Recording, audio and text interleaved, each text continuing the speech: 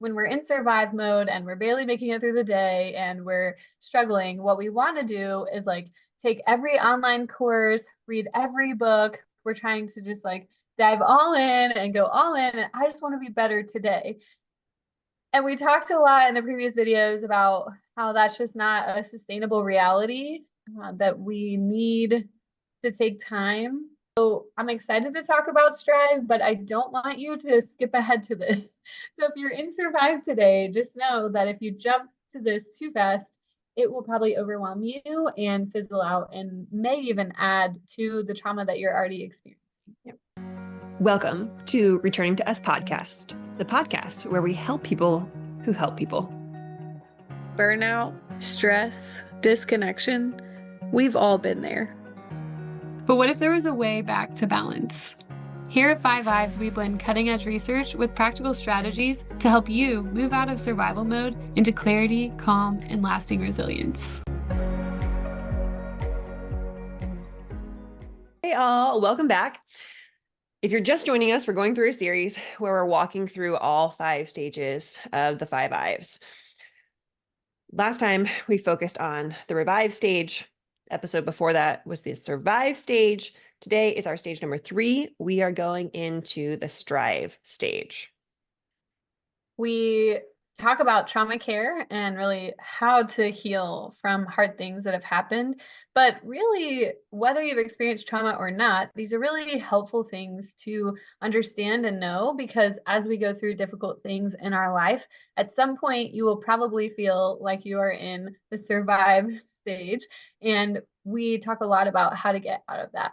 And so today we're talking about strive, which is where a lot of people like to jump. So when we're in survive mode and we're barely making it through the day and we're struggling, what we want to do is like take every online course, read every book. We're trying to just like dive all in and go all in. And I just want to be better today. And we talked a lot in the previous videos about how that's just not a sustainable reality, that we need to take time. And so if you go back and watch, I highly recommend you go back and watch the survive and revive videos. They're going to share with you, what does it look like to be in those stages? How do we sort of turn out of those stages? And so I'm excited to talk about strive, but I don't want you to skip ahead to this. So if you're in survive today, just know that if you jump to this too fast, it will probably overwhelm you and fizzle out and may even add to the trauma that you're already experiencing. Yep. But strive is a great phase to be in. So once you have started the process, you're healing from the things that have happened, you're out of that survival mode, you're looking to the future. This is really the stage where you're making plans and you're making steps, little steps, little by little, to change what's going on in your life. And it's about consistency at this stage. So before, you're taking a lot of micro steps, and we talk about this a lot. Like, it's okay to take small steps toward healing. Like we can't just catapult ourselves into being healed. But with strive, the goal is, now we're talking about, we want this to be habit forming. We want this to be something that's going to continue to where you don't even have to think about it anymore. And so we're going to talk about, what does it feel like and look like to be in this stage? And then also we're going to talk about, what are some strategies. One thing that we always like to talk about too is, this is for organizations and for individuals. And so we're going to share, what might that look like if your organization is coming out of survival mode and into this survive, revive. Now we're in strive, right? We're coming out of that. We're going toward the future. We want to thrive together, but we're also going to talk about, as an individual, what does this look like? So what should we start with first, Lauren? I just want to say, I like hearing you talk about this, especially in the first part where you're like, you're in, like, as an individual in survive state, and you just want to get to strive and even to the next state, which we'll talk about, which is thrive. And you're like taking all these courses and you're reading all these books. And I remember a couple years ago, I was in a survival state, had a lot going on in my life, and I was taking like 3 or 4 or 5 courses, and I was reading probably like 6 different books, and I was like, just information, just taking it all in. I'm trying to learn so fast. And I remember a therapist was like, "You're doing what?" And I thought she'd be like proud of me. She'd be like, "Yeah, you're trying to learn all these things. You're trying to do all this stuff." And she's like, "Lauren, your body is in such a state of overwhelm because you're in this survival state. And by taking in all this information, all you are doing is keeping yourself in a survival state because it's too much information too fast and it's overwhelming your body. So it's doing the exact opposite thing that you think it's doing. And I was like, okay, just one book, just one course, slowly. And the ironic thing is, like, the stage in between survive and strive is revive. And I essentially wanted to skip that stage. I essentially was like, I don't want to feel the emotions. I don't want to work through this. I don't want to slow down and like heal. I just want to go from where I'm at, not feeling good, to feeling good. So I'm going to skip revive, jump to strive, get into thrive, and we're going to be good. That's what I'm doing. And it's just like, it hit me really hard and it did not go well and it did not work well. It was not sustainable. So we are going to dive into Strive today. We're going to talk about individuals. We're going to talk about businesses. We're going to talk about how to get you from survive to revive to strive, thrive, and then eventually we'll introduce you all to Hive. So let's do it. You want to do individuals first or businesses first? Let's start with businesses now that I'm thinking about it, because I think with the individual work, you're going to see a lot of similarities. And I think if we start with business, it might help people to see how working within an organization, even if you're individually in survival mode and your business is doing well that you're working for, they're not there. Maybe they are in Thrive or Hive. As an individual, you're going to start to see yourself more in a community if we talk about business first. So when we talk about organizations that are in strive mode, this is, like we said, these are organizations that have come out of the other stages. So, you may enter into a business that's already here and they've already done this healing work. Maybe they had something hard that happened and now they're coming forward. Most organizations after COVID have really struggled to get back to normal, whatever normal means. And so we're seeing a lot of businesses that are in this strive phase, but they have skipped revive and they're wondering, why is nobody picking up on what we're putting down, and why does nobody care about our innovations and our programs? And it's because they skipped that stage. But if you've gone through those stages as a business, you're coming out of that revive phase, people are really feeling cared for and cared about, and the mission focus is there. So with Strive, one of the biggest things to talk about is collaboration. A lot of organizations will try to do this on their own. The leaders are sort of coming up with their own ideas in their own little world. And what ends up happening is you sort of have this pet project of the leaders of the organization with no input from anyone on the outside, like a coach, no input from people that work for the organization. And so they come with this big plan and they're like, we're going to change everything. And it totally bombs. And so we're going to talk for a minute about what does collaboration look like within the organization, because that is such a key part of this whole process. Yeah, I think when I think about this in terms of business, I think where a lot of people probably want to go is like, oh, it's culture, like company culture. Like you're talking about company culture. Yeah, in some ways we are. And I think about, like, to me, culture is like the way something feels, like an energy of it. It's like when I walk into a business or an organization, especially when I walk into, like, if it's more corporate, like office space, I can sense within seconds like what the culture or the energy or how healthy the organization is. I don't even need to like ask a lot of questions or see a lot of things. I just tune into like a little bit of what I hear, the chatter, the tone, how the space is designed, how it's organized, how people are like either moving slowly or frantically running. And there's just so many micro signs that tell us kind of the health of an organization. But what's interesting is like most people don't see that, especially people that work in the organization. They might just overlook some of these things. So recognizing the signs of, like, putting yourself on this continuum. Where are you as an organization? Are you in survive, revive, strive? Maybe you're in a thrive organization. Awesome. Or even our last stage is the hive. But ultimately, I think what keeps people in an organization, what keeps the culture positive, high, the energy good, is like how much inclusion and collaboration is there from kind of all levels. Like, yes, leadership leads and starts this off, but like from all levels below leadership, like how much inclusion and collaboration and insight are we asking for from other people in the organization? Because the more that they feel included in developing a lot of things in the organization, from policy to practice to whatever it is, the more they feel included and like they're a part of, the happier they're going to be, the better the culture is going to be, the longer they're going to stay. Like everything just improves when people feel like they are a part of and feel like they belong. Yeah. Yeah, last time we talked a little bit about how like it feels a little woo-woo to like talk about like the vibe or the feeling, the energy of an organization, but we all know what that's like to be a part of an organization. It just feels like something's wrong. And a lot of times it's because there's things going on behind the scenes that we may not be aware of, but it's impacting what's going on in the organization as a whole.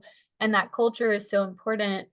And so, yes, establishing a culture that people feel comfortable to collaborate with you is important. Like, if you're trying to heal, but you're like, hey, we're going to do this my way. Here's the list, do the thing. It's not necessarily going to foster an environment where people want to be a part of it or want to engage in that healing process. So I think that's so important. And we talked about it last time. It's not woo woo, but it may feel a little woo, okay? Just a little woo, but it is important how you feel when you walk in the door, how they make other people feel, how do they make their clients feel? How do they make their partners, right? Like people that maybe they're working with outside the organization, how do they make them feel? That is important as you move forward in healing. We also, yes, collaboration within the organization is really important, and we want to include people in this process. So as we're thinking about how do we change, how do we grow, how do we do things better, we have to include people within the organization. But we also find a lot of value in bringing in an outside coach. We do this for organizations. There's lots of amazing coaches out there that do amazing work in lots of spaces. So if you have like a really niche problem, find a coach that knows how to fix that. But if you're looking for, healing work as an organization, oftentimes you have blinders that you're not even aware of that will get in the way of you seeing what the problems really are or where they're coming from. And so bringing in a coach that can come alongside you, take an assessment of the organization from an outside perspective and maybe show you things that you haven't seen before. And it also, I would say, just makes it so much better when you feel supported, right? If you're the one who's leading the charge for this healing and you don't feel supported, that can be such an overwhelming burden, right? Like your heart is so heavy, things feel hard. So collaboration inside the organization, but also bringing in people outside can be just so valuable as you move forward. And I think like two other thoughts that come to mind around like business and entering into this like strive state to be sustainable and feel good is transparency. Like, are you as leadership, are you as an organization, are you as a business, are you as a whole being completely transparent about like, where are we going next, but also how are we getting there? But also would like we're taking those collaborative efforts and we're making that transparent. And I think a lot of times where I've experienced like the non-examples of this is like, oh, leadership decided that we have adopted this and we're sharing it with you now. So like there's a transparency of sharing it with you, but like I had no idea this was coming. I had no idea this change was going to happen. Like there was no forewarning, and that's like kind of dysregulating itself. So are you as leadership, are you as a business whole, like is everything transparent? Does everyone feel like they kind of know what's going on, know what's coming, know when changes are coming? And I think that reduces a lot of anxiety and it creates a lot more connectedness.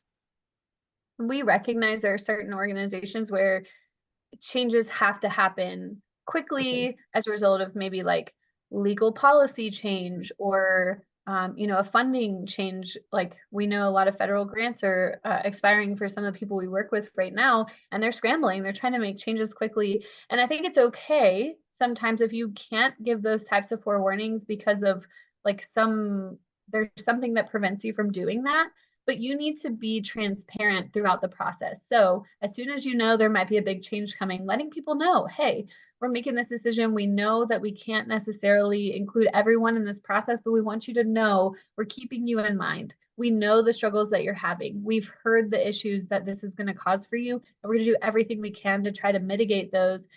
That type of transparency, even saying, I recognize that I can't necessarily include you in this whole process because it has to happen so quickly, but we have included you as we've thought about this and we've been really intentional with you.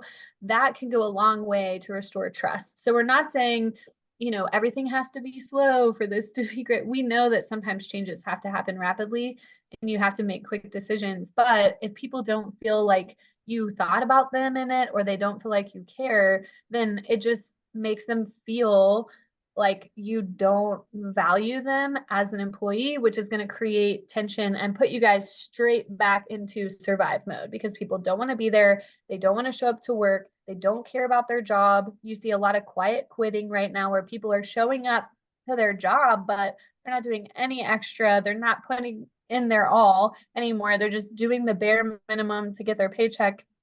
And that is oftentimes a sign that we've gone back into survive mode. And so hopefully throughout this process, you've been starting those trust building and healing exercises in the first two phases. That made me think of, I was reading something this week about, and this is more individual based, but it could be applied to organizations. It was talking about like when you are feeling like a not so great way, or you are about to share something with a partner, usually romantic partner, husband, wife, whatever it is, that kind of validating them or like kind of telling them, kind of adding in some security before you drop the bombs. Like sometimes we'll say like, I'm like, I need to talk to you. And that like brings up all these feelings of anxiety. So what this, it was a therapist, I believe, she was saying that if you start off by reminding the person and like securing the person before you tell them that you're going to drop a bomb or that you have something uncomfortable to talk about, if you say something like, I love you, I'm not going anywhere, and we need to talk about X. Like starting a sentence off with like, I'm letting you know, I'm like, I'm not leaving. It's gonna be a tough conversation, but we need to have a conversation. That in the body system just is a lot. And I think about that with like the exact example that you gave is like, can we, if we have to drop a bomb or change something really quickly, like can we as an organization share that message with like, I know this may cause some anxiety, but I wanted to let you all know as soon as I possibly could. Like just starting off with some validation of how they might feel brings the energy down. I feel heard. I feel seen before I even know what's happening. And then we tell them. So just an idea. That's so good. I think that is okay. It made me think of getting called to the principal's office as a student or as a teacher. I mean, when I was teaching, if the principal sends you an email and says, "Hey, you need to come to my office. I need to talk to you about something," immediately you're like, defense is up. I'm upset. Yeah. What's going on? Just tell me now what the problem is. What did I do? How can I fix it? Like it creates this sense of panic. And sometimes it's just like no big deal. Like, hey, I forgot to have you sign your program evaluation or something. And you're like, are you serious? Like you made me panic for nothing. And sometimes it is something serious. Like, hey, we had a parent contact us about this thing. But if I had had a heads up in advance, it would have made me feel less defensive going into the meetings. Like you said, I mean, don't make people feel like they're being called to the principal's office when you send out notifications about things, when you're, that gut feeling of like, what's really happening here? Why are you making these changes? Why are you doing this? It's like we all want to be reassured and feel okay, like I'm valued here. They hear me, they care about me, they know things are hard, they're working toward making it better. So yeah, that is such a good strategy. I think the last thing to just address here is when you as an organization or a business or a whole or whatever you're doing to kind of move into a healthier state of functioning is to keep it simple. I see so many organizations that like overkill with this. Like we're gonna like, adopt this value system. And I worked in an organization for 10 years that adopted like it was a good overhaul. Like we're trying to overhaul company culture and we're trying to get everyone to be a little bit more aligned. And they created this value system, and it was, they were trying to kind of infiltrate it through everything that we were doing. And the concept of it was good. What was bad was there were like 10 values. It was overkill. 10 values is too many values for people to remember. And when there's so many, they don't remember any of them. Versus if they had maybe chosen 3 or 4, max 5, like we can hold 3 to 4 to 5 things in our mind at one time. So we actually could have leaned into those values. So I think just as you're thinking about creating a plan for Strive and kind of getting the organization into like a high functioning, like healthy culture place, keep it simple. Don't overkill. Don't like just clear is kind. That's what I think of, is clear is kind. I think Brene Brown said that. Yeah, it makes me think of, there's an organization that I worked for that I don't have any respect for, but there was something that I appreciate about their mission is that everybody in the organization could say the mission. like whether it was like a volunteer or an employee. And it's because it was very simple and to the point. And I think that's where we have to be careful, is oftentimes we have so many values and so many projects we're working on, so many big things we're trying to move, that we forgot about the basic principles that we learned back in Revive, where we were talking about like we have to be able to be in a state of regulation to be able to function. Our brains and our bodies cannot handle that much all the time. Pressure, pressure, pressure. And especially if you're in an industry that is able to do metrics like on every little thing. So my husband is a pharmacist, and it's like they know exactly how many this you've done and how many that you've done and how, and it's like they're tracking like 20 metrics on them for their program, or not program, for their personal reviews every year. What happens? You can't focus on all of them, and they know that. They know that you can't do all 20 of those things well, because something has to give somewhere. You're a human, not a robot. And it's true as you're building this organization and you're going into a place of healing, is like if you ask one of your employees to communicate the employee or the company values, can they do it? Yeah. And if not, you probably have too many, or you don't have any, right? One or the other. Both are And a so, problem. yes, both are a problem. And so I love this idea of we have to keep it simple. We have to make sure that everybody can communicate, whether it's our employees or even our clients. We want our clients to know what are the things that we care about and value as an organization. And when you do that, when you know that the community that you're serving and engaging with, they know who you are, it helps that relationship too. So absolutely keep it simple. And I think this ties really well into, as we move into thinking about individuals, that's the same for us too. You know, like if you have 10 different things that you're trying to work on this year, you're probably going to be overloaded. So even if it's not like your family values, even if it's the list of things that you're going to try to help get you into thrive mode, keep it simple.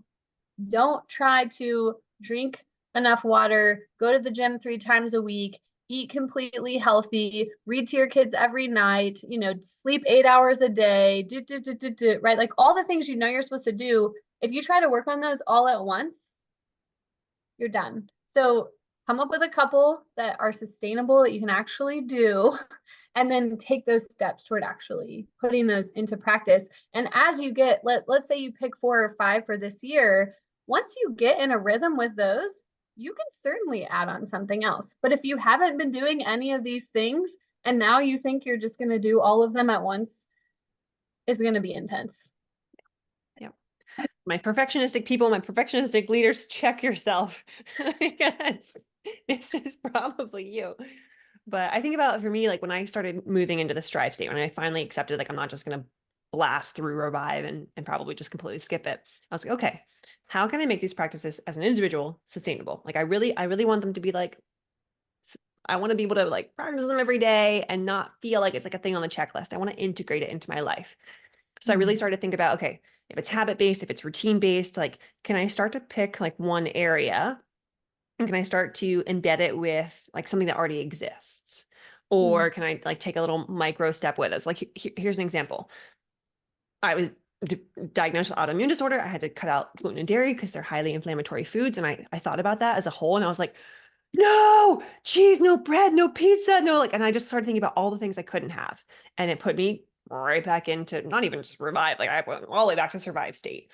And I was like, okay, breathe, calm down. Like just start with like, stop buying one thing at the grocery store. Like just stop buying the loaf of bread. Still get the cheese, whatever. And then as weeks and maybe months go on, like then, okay, then buy like another, like, or if it's buying one less product, or maybe it's exchanging a product for something. So, okay, I'm not buying the bread, and now I'm going to buy gluten-free crackers.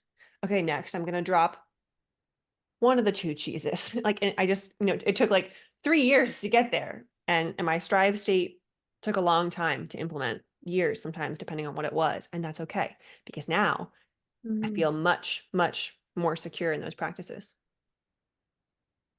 Yeah, that's, I think we've all been there. Listen, I also had to cut out gluten and dairy, and you can ask my husband how that's going. A couple years ago, it's so funny because I want everyone to know every time we do these videos, like some people think, oh my gosh, Jessica and Lauren, they must just have it all together in their whole life because they teach this stuff to people. But we struggle with this too. And that's part of what makes us good at this is because we understand, like we deeply understand how hard this is. And you just made me think about, so I used to eat Taco Bell a lot. It's actually my favorite like fast food place, but everything there like I'm allergic to and it makes me super sick to eat. And so, but I love it so much. Like a Crunchwrap Supreme is like my favorite food, okay? But I can't have it. But I was eating it anyway because it was so hard to make that change to get out of that routine because there were Taco Bells like strategically placed in my life, like where I was working and on my way home and all these things. And so I would get it all the time. And I remember I got so sick one day and my husband was like, okay, next time you go to get Taco Bell, I want you to think about how you feel right now. And it actually took me feeling like violently ill to make a change. And it's crazy the things that we'll do sometimes because it's convenient, because it's comforting, like it's the thing we always do. And so if you're in this stage, this strive stage, like I highly, highly encourage you. We talked about collaboration earlier. I highly encourage you to collaborate with others around you. I made a promise to my husband that day that I was never going to eat Taco Bell again. I haven't done it, even though I love it. Like, if you love Taco Bell, no hate. I love it. But I was like, I'm getting sick. It's impacting my family. Like, even though I love it and it's comforting to me, like in the moment, it makes me so sick. So I made a promise to him that I wasn't going to do it. And that telling him and having that accountability there made all the difference for me. Because if I even think about it, I'm like, no, I promised him I wasn't going to do it. So I'm not. Sometimes it's also just having somebody in your life, like my husband did, to say, like, man, that thing that you're doing seems to make you feel really crappy. Yeah. Having people that can speak into it. But I will give a caveat here. When you have accountability, when you have somebody who's like collaborating with you and helping you, make sure that it's a healthy relationship. Do not have unhealthy people speaking into you about how to heal. If you have a friend, a family member, a therapist, and it's not a healthy relationship, that is not the person for you to listen to when it comes to trying to get in the strive mode and looking toward the future. Those are the people that are probably creating that survive mode for you a lot of times in your life. So don't listen to those people. That's the bottom line.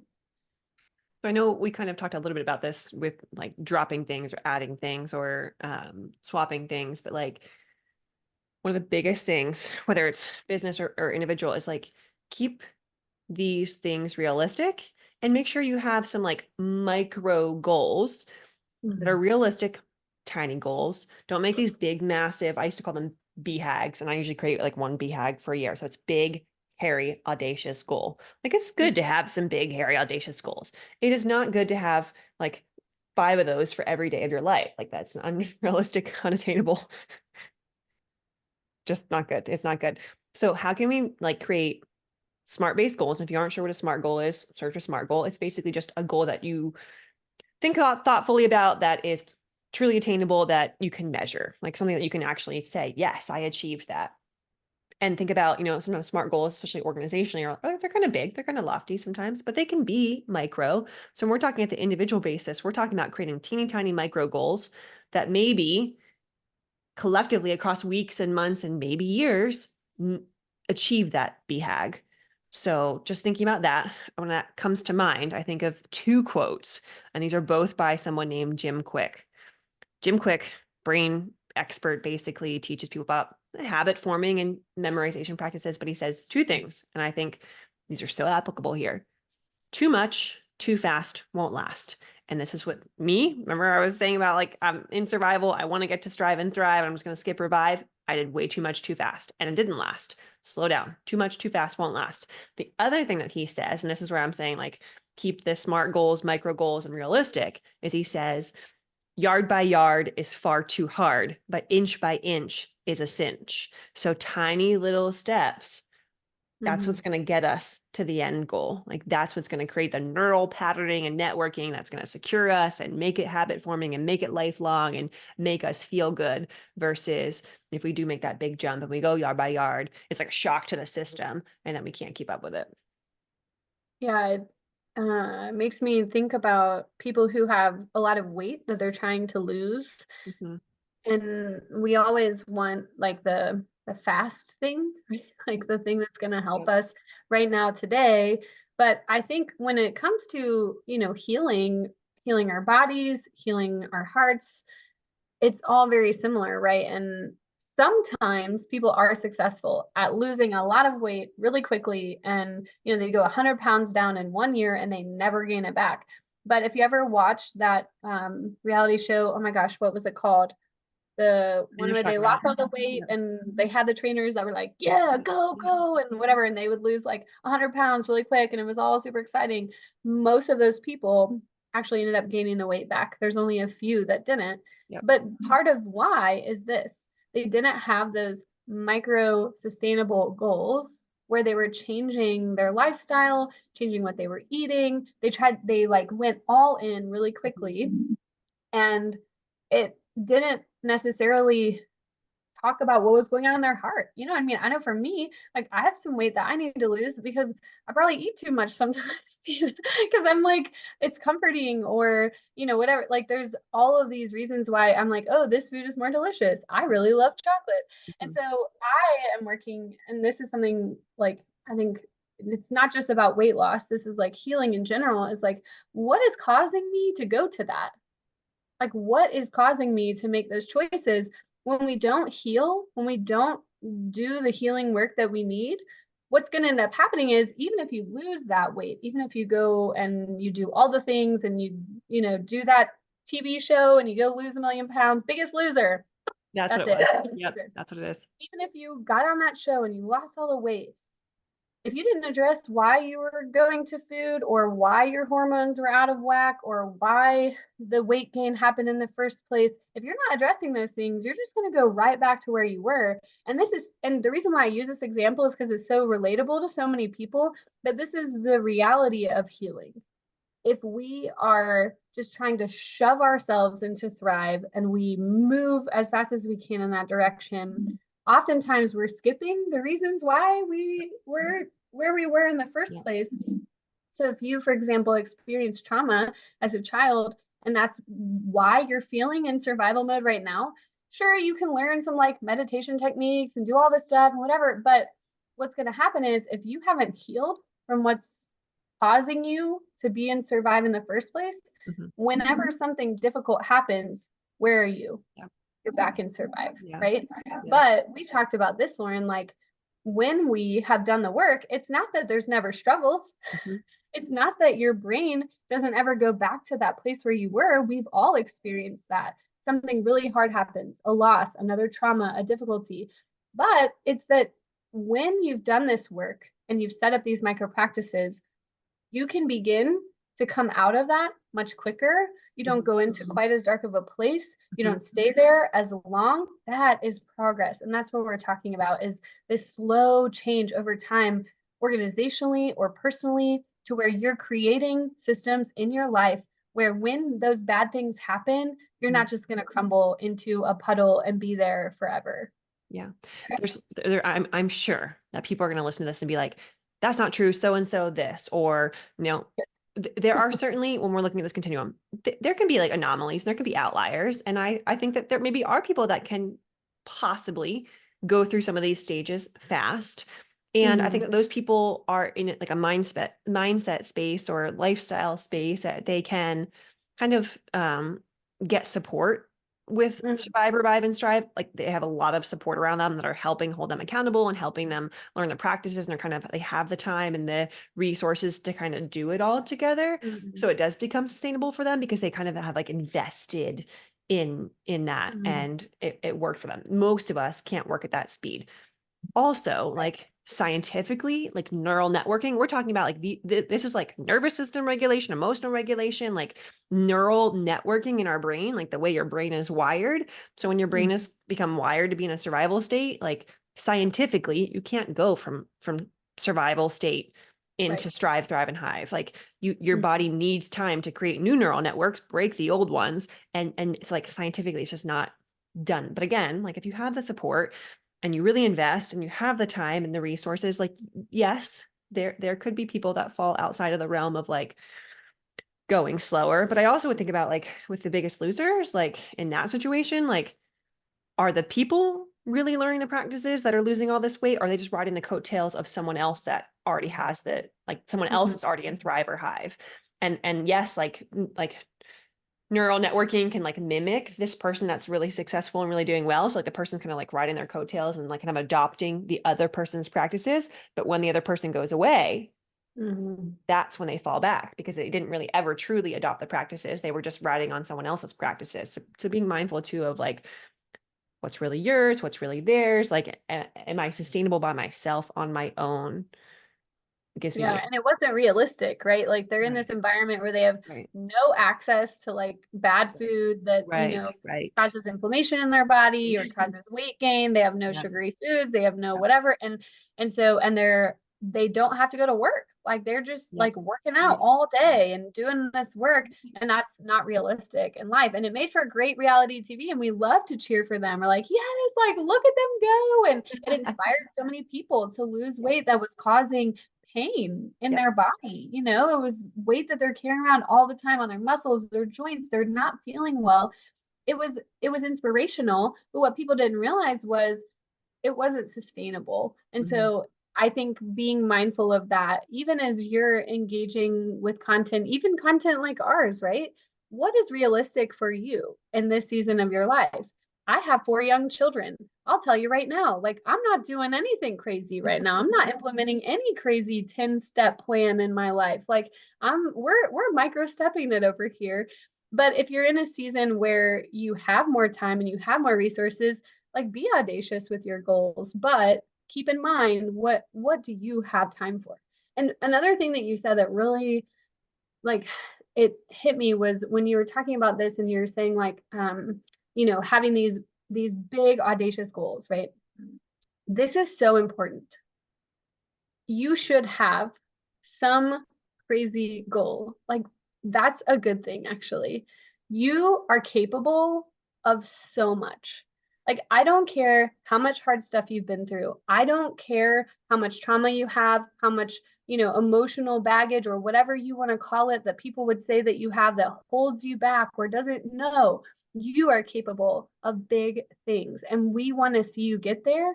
Have those big, audacious goals, have it. But like she said, if you have 5 of them all at once, what it's going to do is it's going to leave you emotionally drained, emotionally overwhelmed. You're going to be like, I'm such a failure. I can't do anything. So have that audacious goal, put it on the wall, think about it, dream about it, but also have these small goals that are getting you there, allowing you time to heal and to grow. But keep in mind, like you are totally capable. You're fully capable of doing amazing, amazing things. And we want to see that for you. Yep. All right. So to recap here, when you are in your strive state and you are planning for sustainability for the future, you want to make sure it's like routine based or habit based. You want to make sure it's like an achievable, trackable goal, that it's a micro practice or a couple micro practices or micro goals, that it's realistic, that you're not doing too much too fast.